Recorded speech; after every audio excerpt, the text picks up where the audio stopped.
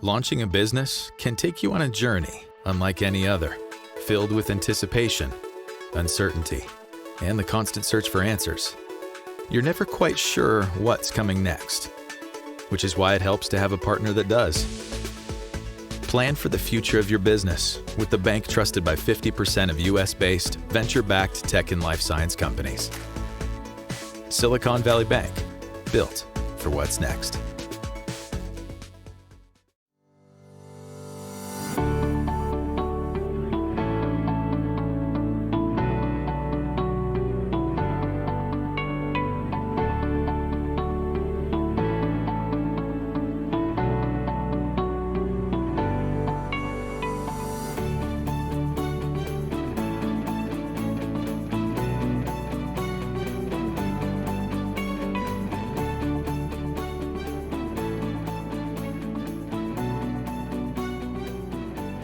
Hello and welcome. My name is Rami Branitsky and I'm a Managing Director at Sapphire Ventures. And I'm excited to have you with us today for the fourth and final day of our CIO Summit. The theme for today's segment is health, well-being, and the workplace. And I could not think of a better luminary on this topic than our own guest today, Glen Tullman, who's the founder and chairman of Livongo Health. For those of you who don't know, Livongo is a former Sapphire Ventures portfolio company and now a $12 billion market cap company. Livongo is a consumer-first digital healthcare pioneer committed to empowering people with chronic conditions to live better and healthier lives. A visionary and leader entrepreneur, Glenn previously led two public companies that changed the way healthcare is delivered. He's also the author of On Our Terms, Empowering the New Health Consumer, and also serves on the board of the American Diabetes Association. Glenn, it is a pleasure and an honor to have you join us today. Well, thank you, Rami. It's really great to see you again and to be here. And let me begin by saying a big thank you to you and the Sapphire team. Early on in our journey at Livongo, you stepped up, you believed in our vision, you believed in the mission, what we were trying to do.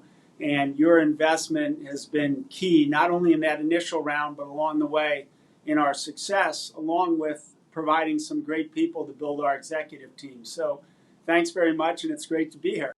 Thank you so much for your kind words, and congrats for all the success to date. So I guess this actually leads us to the first question, which is, maybe tell us a little bit about what was the inspiration when you founded Livongo, and what were some of the underlying ideas that drove you to compel you to start the company? Sure. Well, there's really two different stories that converge. One is a simple one, and that is a very personal experience. My youngest son, Sam, was diagnosed with type 1 diabetes when he was 8 years old, and he's now 26. He's healthy. But when he was diagnosed, I rushed to the hospital. And I was somewhat familiar with diabetes. I knew it was a challenge. I knew people died from it. There was nothing good about the disease. And I rushed to his bedside, and he looked up and he said, "Dad, can we fix this?" And I did probably what most parents would do in that moment. I said, "Yes, we will. We'll find a cure, and until we do, we'll keep you healthy." And so that at that moment, my life really changed. I was at the time a software entrepreneur building companies that made everything about what people do easier. And as I became more and more familiar with diabetes, I increasingly understood that what we did was we didn't make it easier to stay healthy. We actually made it more complex, more confusing, and more costly in everything we were doing. And I just knew there was a better way. So that was in the back of my mind. And at the same time, as I was looking at opportunities in our venture fund, I realized that there's no bigger opportunity than healthcare. And there's no bigger opportunity in healthcare than chronic conditions. It's 1 out of every 2 adult Americans is dealing with a chronic condition. 147 million people, and that's just in the US. 32 million people with diabetes, a multiple of that with hypertension, and I knew we could use the same software and technology and data science that we were using in Silicon Valley and bring that to healthcare.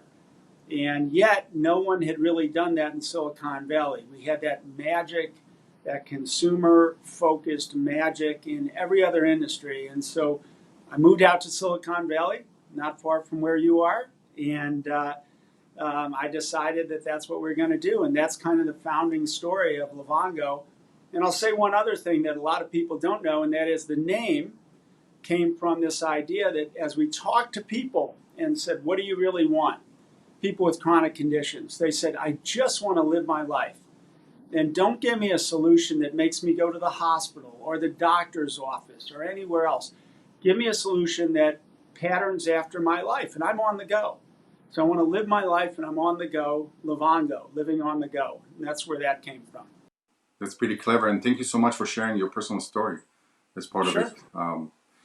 And we're going to touch on the topic of diabetes and chronic conditions in general, in the context, obviously, of COVID, which unfortunately now becomes much more tragic in terms of consequences. But before we do that, for those of you who don't know, Livongo sells to self-insured companies primarily, and so employees of such companies are become the consumers, the end consumers that you serve, and it creates somewhat of a tension, if you will, between the employer being obviously the employer with all the regulations and compliance that they have to adhere to, but also a custodian now of healthcare records for the employees. And now more than ever, as we're starting the new normal and people are coming back to work, this tension is going to become much more profound.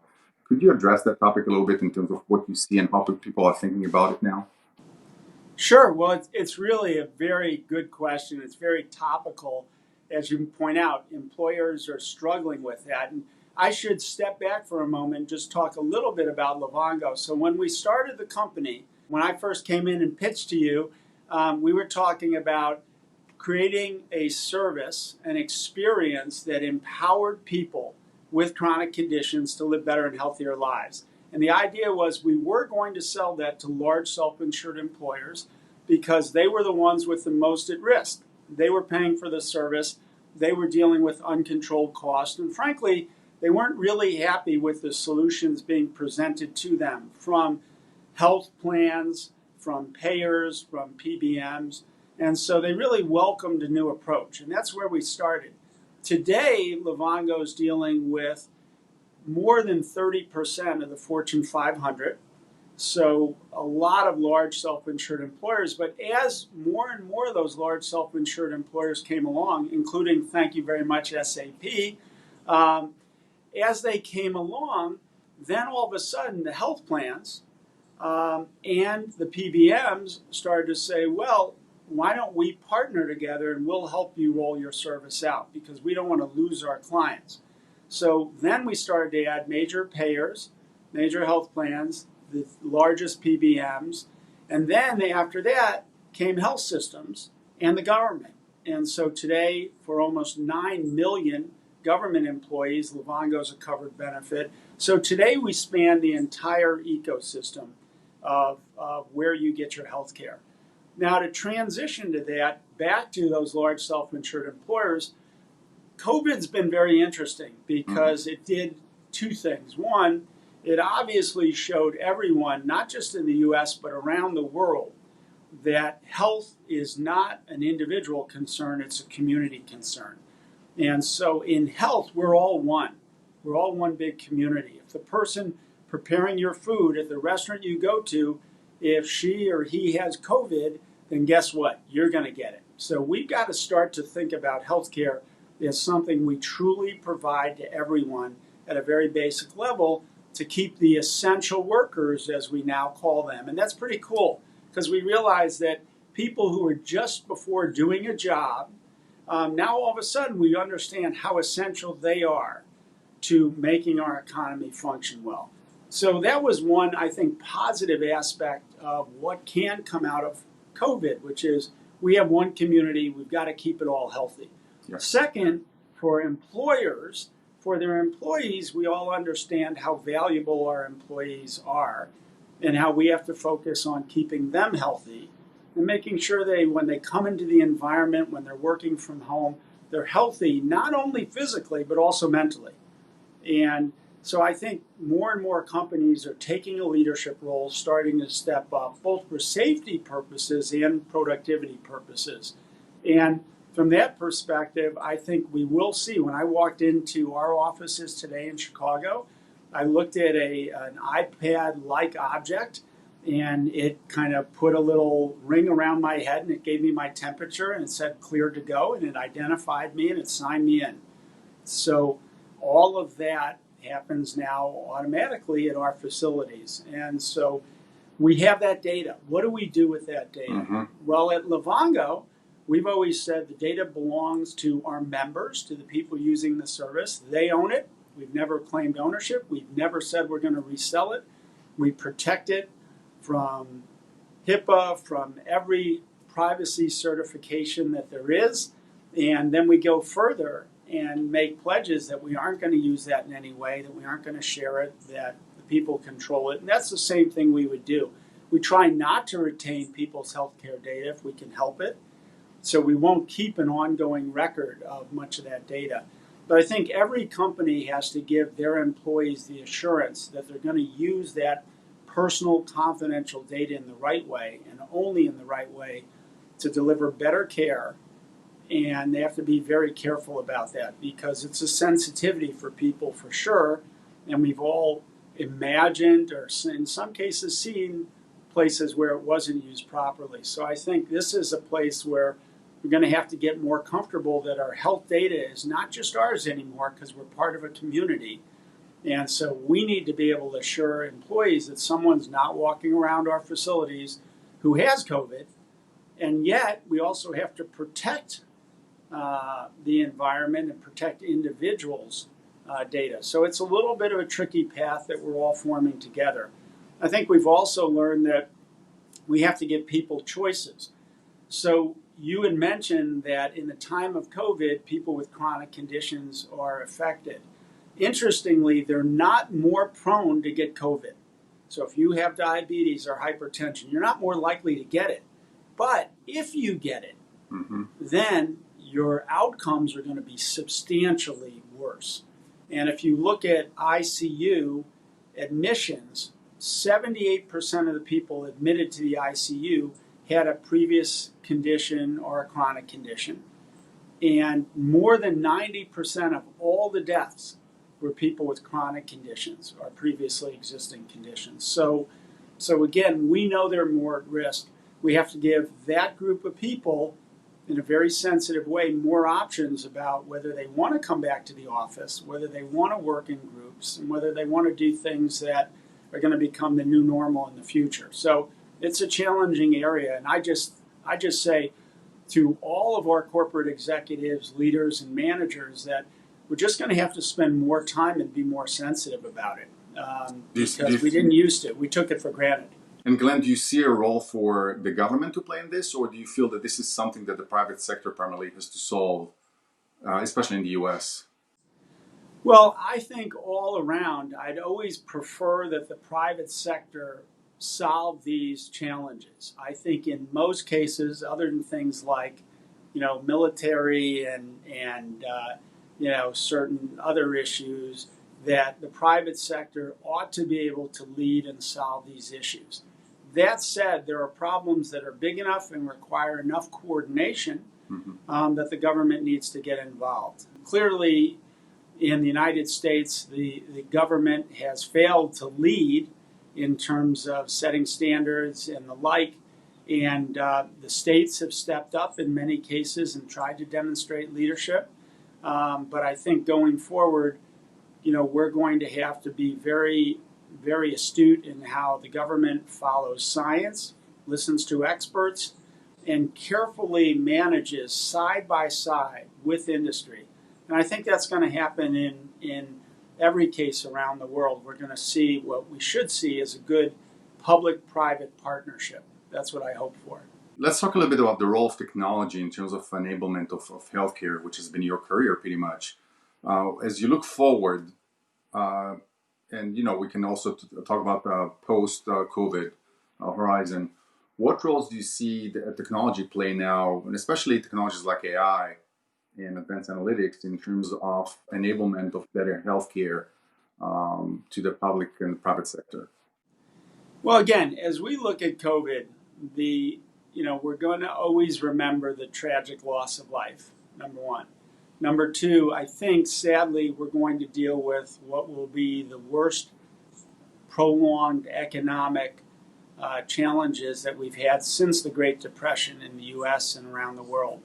I think we're just beginning to see them because we've muted the effects, the economic effects, through government efforts all around the world.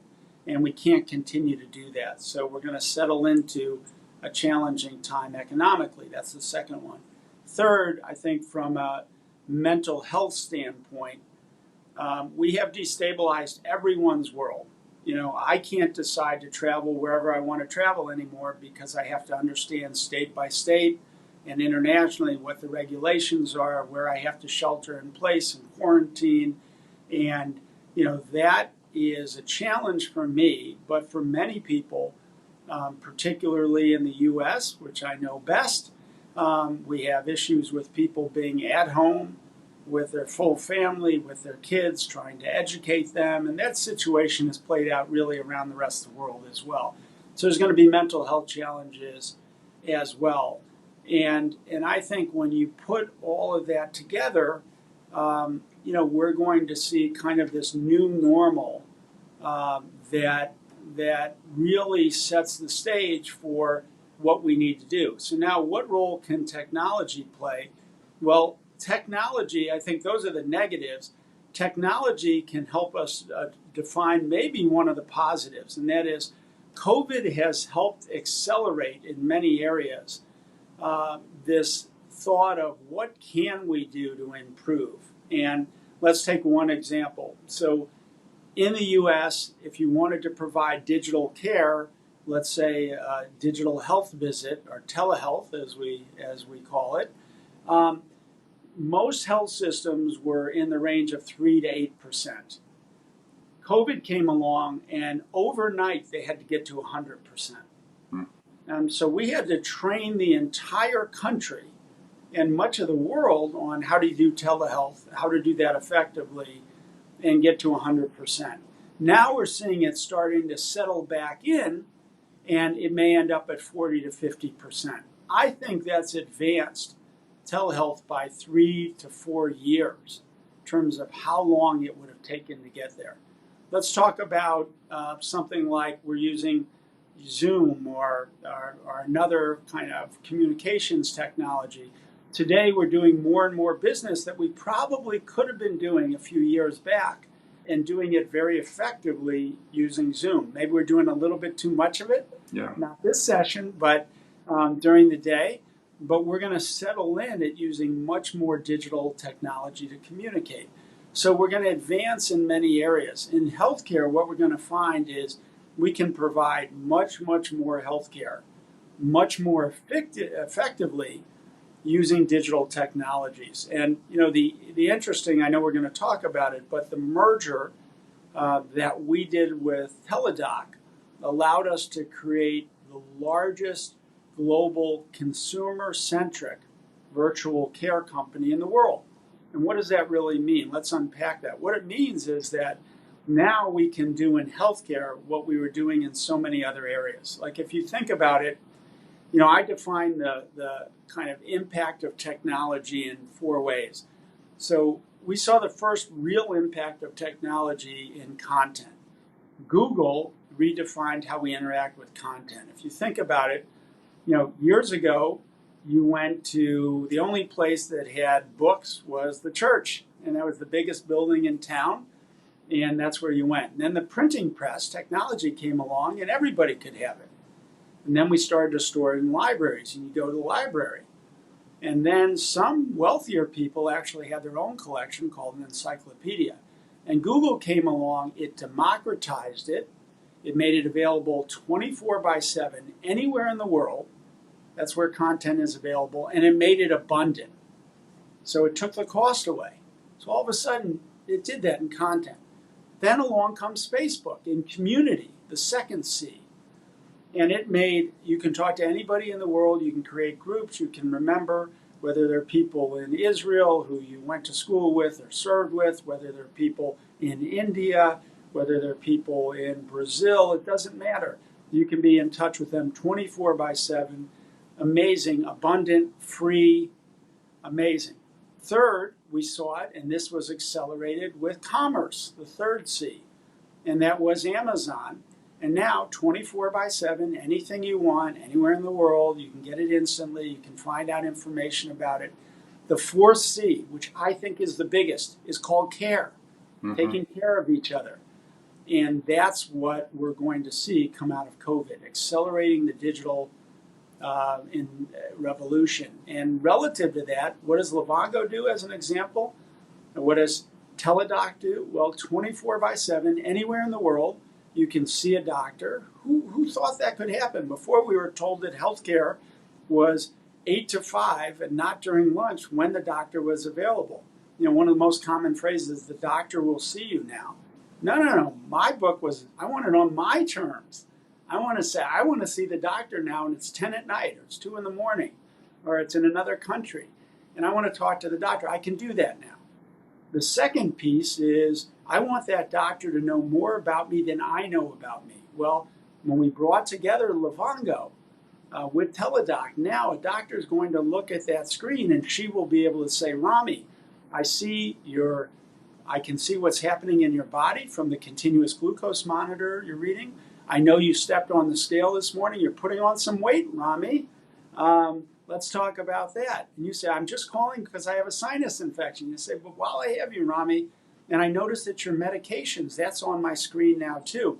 So we've almost created, with this merger, a virtual electronic health record, making it available real time so that doctor is optimized. And we've made it abundant. So we're bringing that revolution we saw in so many other areas. We're now bringing that to health and care. And that, I think, is what's so exciting. That's going to be maybe the best takeaway of a terrible thing called the coronavirus. So Glenn, a question we got from the audience, given that you're a prolific and successful entrepreneur, what advice would you have for entrepreneurs who are founding companies focusing on digital healthcare today? Well, that could be a whole session, but I'd say a few things. One, there's never been a better time. There's never been a time where we need more focus, where we need better ideas and innovation. So one, I'd say do it now, take action. Two, I think focus on the consumer first and on her or his experience, because we have to make healthcare about empowering people.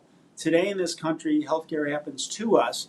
We have to give people tools and information to put them back in charge of their healthcare. And if you can do that in a way where people actually love the experience, you're going to build a winning company. And last but not least, pick the right partners, people to work with, people to invest in you, and do something you love and you're passionate about with people you love and you have fun with, because it takes a lot of energy to move an industry. And if you're going to do it, you have to have the passion, the love, the fun, and great people to work with. So that's what I'd say. Terrific. Thank you so much for all the inspiration and wisdom you shared with us today. Great to see you, and we'll talk to you soon. Well, it's great to see you. Thanks for the opportunity. Stay healthy and continue to do the great work you're doing. Very good. All the best.